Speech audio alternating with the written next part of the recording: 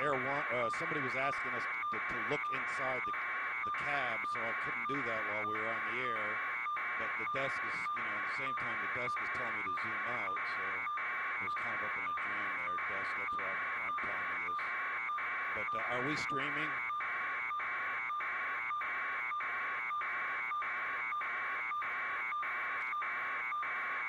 Why don't we unstream so we can shoot some of this? Otherwise, I might as well just stay on a wide shot.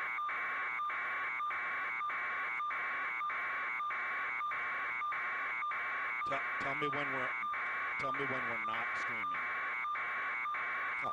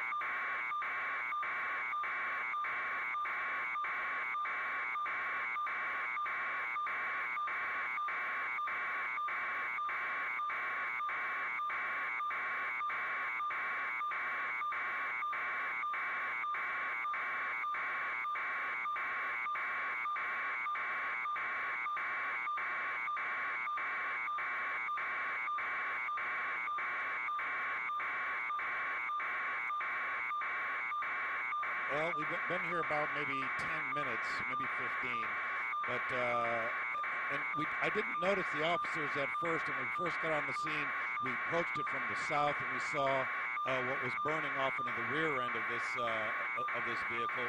Maybe it's a leftover diesel tank that caught fire. I really don't know, or maybe something that was on the back of this truck. But as we came around and kind of started to head east, we saw that there was another fire, which was the tail end of that 18-wheeler that was burning. And so we zoomed into that, and then pulling out, that's when we actually saw officers with their weapons drawn kind of tucked behind that cement median divider. There is another car involved in this that has its hood up and has its door open. But we were asked by Arlington PD, I believe it was, to look inside the cab and to look inside the sleeper portion of that to see if we could see any movement. And based on scanner chatter, we gathered that this guy was maybe running people off the road possibly. Again, that is not confirmed.